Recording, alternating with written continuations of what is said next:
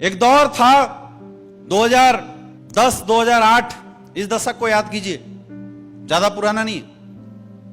हर इंसान के हाथ में इस टाइप का एक नोकिया का मोबाइल होता था, याद आ रहा है? बड़ा कंफर्टेबल, बड़ा पोर्टेबल, हाथ में बड़ी आसानी से ग्रिप में आती थी। यस या नो? उस समय हिंदुस्तान की सबसे पावरफुल कोई कंपनी मोबाइल में जो हिंदुस्तान पे राज कर रही थी वो थी नोकिया। और हिंदुस्तान छोड़िए, पूरे वर्ल्ड पे सबसे ज्यादा मोबाइल अगर किसी कंपनी के लोग यूज करते थे तो उस कंपनी का नाम था नोकिया। और दो चीजों के लिए नोकिया फेमस था, पहला बैटरी बैकअप और दूसरा मजबूती। मोबाइल इतनी स्ट्रांग कि मार दो फेंक के सर फट जाए लेकिन मोबाइल ना फटे, और एक बार रिचार्ज कर दो तो लोग चार्जर भूल जाते थे, इतना बैटरी बैकअप चलता था उसका। 5 दिन 6 दिन 7-7 दिन चलता था। आया ना? हर हाथ में मोबाइल। एक कंपनी थी उस समय के दौर में सैमसंग, जो मोबाइल के टेक्नोलॉजी को लेकर मार्केट में आई थी, लेकिन स्ट्रगल कर रही थी बेचारी, स्ट्रगल कर रही थी। कोई शायद कभी सैमसंग को लेता था, और उसका ट्रस्ट भी अभी पब्लिक के ऊपर उतना अच्छा नहीं बन पाया था। 2014 में जब गूगल ने एंड्रॉयड टेक्नोलॉजी को लॉन्च किया, एंड्रॉयड टेक्नोलॉजी मार्केट के अंदर आया, तो हर इंसान जब अपनी टेक्नोलॉजी को मार्केट में इंप्लांट करने के लिए जाता है तो पावरफुल कंपनियों को चूज करता है, क्योंकि उनका नेटवर्क ऑलरेडी मार्केट में बना होता है। तो गूगल गई सबसे पहले नोकिया के पास, बोला भाई साहब दौर बदलने वाला है। बोला कैसे? बोला हम लैपटॉप को हाथों में लाने वाले हैं मोबाइल के अंदर। बोला तो? बोला हम आपके साथ काम करना चाहते हैं। बोला कैसे? बोला आप वीडियो कॉलिंग में लोग बात करेंगे, नेट पे ब्राउजिंग करेंगे, मोबाइल में लोग वीडियो देखेंगे, मोबाइल में लोग फिल्म देखेंगे, विदेश में रह के यहां से बात कर सकते हैं, लेकिन उसके लिए आपको पूरी प्रोडक्शन यूनिट को बदलना पड़ेगा, अपडेट करना पड़ेगा, स्क्रीन बड़े करने पड़ेंगे, एलईडी स्क्रीन की टेक्नोलॉजी एडवांस करना पड़ेगा, करोड़ों का खर्चा लगेगा, करोड़ रुपए खर्च करके अपने आप को अपग्रेड करना पड़ेगा। क्या आप हमारे लिए साथ काम करने के लिए तैयार हो? नोकिया ने बोला नो। पागल है तू? सब लोग अगर मोबाइल के अंदर टीवी देखेंगे तो ये टीवी वाली कंपनियों का क्या होगा? बताओ। बात तो सही थी, उसके तर्क तो सही थे, यस या नो? तर्क गलत तो नहीं थे। बोला सारे लोग अगर मोबाइल में सिस्टम चलाने लगेंगे तो ये जो एप्पल, डेल, ये सब जो टैबलेट लैपटॉप वाली कंपनियां, इनका क्या होगा? ये तो खत्म हो जाएंगे। तर्क तो उसका सही था, यस या नो? यस या नो?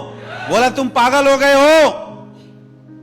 आज एक घर में टीवी होता है, पूरा परिवार बड़े स्क्रीन में टीवी देखता है, छोटे स्क्रीन में अमिताभ बच्चन को देखोगे तो लगेगा अमिताभ बच्चन।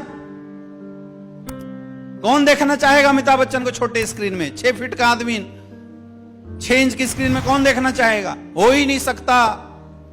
उसने तर्क दिए और अपने कुतर्क से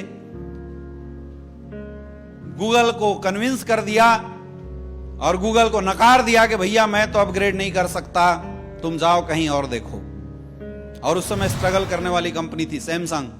सेकंड नंबर पे उसके पास गया और उसने बोला यस ऑफ कोर्स, अगर इस बातों से हमारी सफलता का कोई लेना देना है तो मैं 100% अपग्रेड करूंगा। आप अपनी टेक्नोलॉजी लाइए, मैं दोबारा से अपनी फैक्ट्री रीसेट करवाऊंगा, मैं स्क्रीन को इन्हांस करूंगा, मैं टच स्क्रीन के ऊपर इंजीनियर बैठाऊंगा, मैं बड़े बड़े इंजीनियर हायर करके लाऊंगा, टच स्क्रीन की टेक्नोलॉजी लाके लोगों को दूंगा, कीपैड का सिस्टम मैं धीरे धीरे रिमूव करूंगा, आपके एंड्रॉइड टेक्नोलॉजी का हर एक वर्जन जो आप हमें देंगे उसको मैं एक्सेप्ट करूंगा, पैसे तू भी कमाना हम भी कमाएंगे। जो नोकिया हर हाथों में होता था, अगले 10 साल के अंदर वो नोकिया हर घर से बाहर हो गया। आया ना? यस या नो? यस या नो? और जो सैमसंग को कोई पूछता नहीं था, वो सैमसंग हर घर पे राज करना शुरू कर दी। बाद में नोकिया ने अनाउंस किया कि मैं खुद की टेक्नोलॉजी बना लूंगा, लेकिन अब पछताए क्या होता है जब चिड़िया चुग गई खेत। राजा तो कोई और बन चुका था, आज भी स्ट्रगल कर रही है, लेकिन उस नाम को दोबारा कभी नहीं बना पाई। सोचो, अपडेट टाइम के अनुसार अपडेट ना करने का क्या लॉस है जीवन में। और ये तो वो एग्जांपल मैं बता रहा हूं मेरे दोस्त, जो सक्सेसफुल कंपनियां थी, सक्सेसफुल लोग थे। सुनील गावस्कर नाम सुना है सबने? नाम सुना है? बहुत बड़ा क्रिकेटर। बोलते थे कि वो क्रिकेट का दीवार था। जब खड़ा हो जाता था टेस्ट मैच में तो उसकी विकेट लेना, लोगों के छक्के छूट जाते थे। 2-2 दिन 3-3 दिन पिच पे खड़ा रहता था। धीरे धीरे लोगों का इंटरेस्ट टेस्ट से खत्म होने लगा। वनडे का मैच आया, 2020 मैच आने लगा। लोगों ने बोला भाई साहब दीवार मत बनो, शॉट लगाओ। बोला नो, मुझे सिखाएगा क्या कैसे खेलना चाहिए क्रिकेट? क्या किया क्रिकेट बोर्ड ने? क्या किया?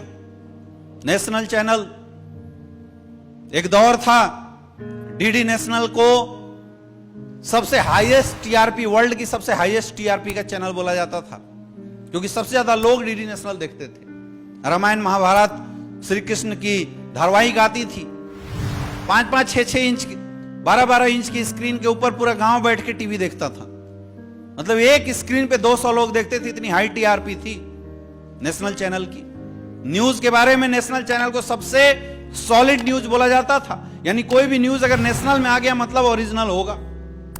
धीरे धीरे जब सैटेलाइट आया, टेलीकम्युनिकेशन फास्ट होने लगी, चैनल्स फास्ट होने लगे, बहुत सारी न्यूज चैनल आने लगी, एनडीटीवी, आज तक 24/7 बहुत सारी चैनलें आने लगी। इन सब ने अपने आप को अपग्रेड करके मार्केट के अंदर उतारा। पुराने दौर की जो एंकर होती थी वो मैडम साड़ी उड़ी पहन के बैठी रहती थी एक जगह पे। अब सुख हो दुख हो एक ही लहजे में, नमस्कार आज की खास खास खबरें कुछ इस प्रकार से है। प्रधानमंत्री मनमोहन सिंह जी ने बोला हम पाकिस्तान से लड़ेंगे नहीं, हम तो सिर्फ बातें करेंगे। मौत की खबरें भी वैसी, जोश की खबरें भी वैसी। लेकिन धीरे धीरे ये जो बड़े बड़े प्राइवेट चैनल्स वाले थे ये मार्केट में आने लगे। इन्होंने सैटेलाइट कनेक्शन खरीदा, इन्होंने रजिस्ट्रेशन करना शुरू किया। लोगों ने बोला कि भाई साहब नेशनल चैनल बदलो। बोला क्या बात कर रहे हो, कोई कितना भी